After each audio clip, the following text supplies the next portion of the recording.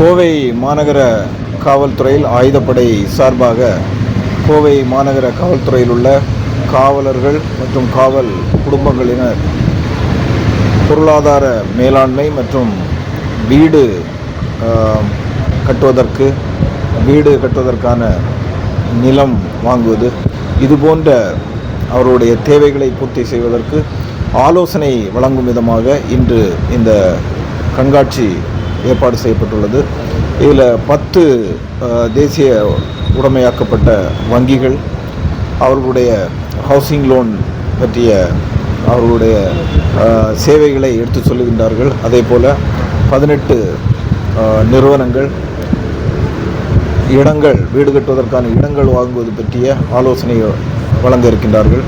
அதே போல் 15 ஸ்டால்ஸ் காவலர் குடும்பங்களுக்கு ஏற்கனவே அவர்கள் சுயதொழில் செய்யக்கூடிய விதமாக பயிற்சி அளிக்கப்பட்டு அவர்கள் நடத்தி வருகின்றார்கள். அவர்களுடைய பொருட்களை கண்காட்சிக்கு வைத்து அதையும் இன்று வெளிப்படுத்தியிருக்கின்றார்கள்.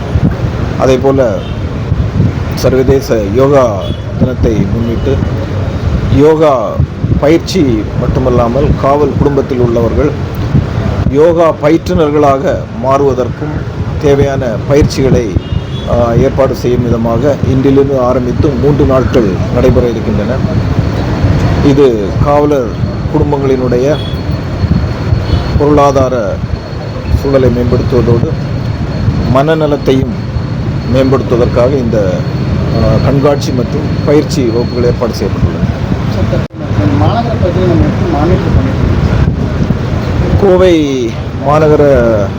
மாநகரத்தை பொறுத்த வரைக்கும் கள்ளச்சாராயம் சுத்தமாக கிடையாது. இருந்தாலும் கண்காணிப்பு மாநகரை சுற்றியுள்ள சோதனை சாவடிகளில் வேறு வெளியிலிருந்து வந்துவிடாமல் இருப்பதற்காக தொடர்ந்து சோதனை செய்யப்படுகின்றது. அதுபோல் நுண்ணறிவு பிரிவு மூலமாக யாரேனும் வெளியிலிருந்து கொண்டு வருவதற்கு வாய்ப்பு இருக்கின்றதா என்பதையும் தகவல் சேகரித்து உரிய நடவடிக்கை எடுத்து வருகின்றனர். அதுபோல் 2 வீலரில் சில இளைஞர்கள் குரூப் அண்டோட ரேஸ் கோர்ஸில் வீலிங் பண்ணிவிட்டு இரவு நேரங்களில் பண்ணுறாங்க. அதுக்கு உண்டான நடவடிக்கை இப்போ நம்முடைய கோவை மாநகர சாலைகளை பொறுத்தவரையும் எல்லா சாலைகள்லேயும் கண்காணிப்பு கேமராக்கள் இருக்கின்றன. இது மாதிரியான போக்குவரத்து விதிமீறல்களை பண்ணக்கூடிய இளைஞர்களாக இருந்தாலும் சரி, யாராக இருந்தாலும் சரி, அவர்களுடைய செயல்கள் பதிவு செய்யப்பட்டு ஆட்டோமேட்டிக்காகவே அவங்களுக்கு செலான் போயிட்டுருக்குது.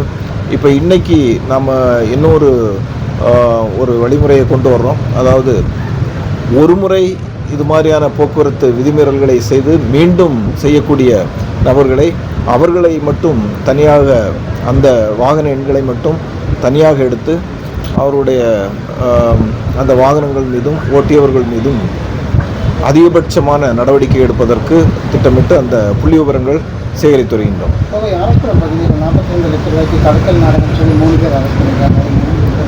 ஆமாம், அது ஒரு நகை செய்ய கொடுத்தது மாற்று குறைவாக இருந்துவிட்டது அப்படிங்கிறதுக்காக நகை செஞ்சவரையும் அதை வாங்கி கொடுத்த நபரையும் கடத்திட்டு போய் சிவகங்கையில் ஒரு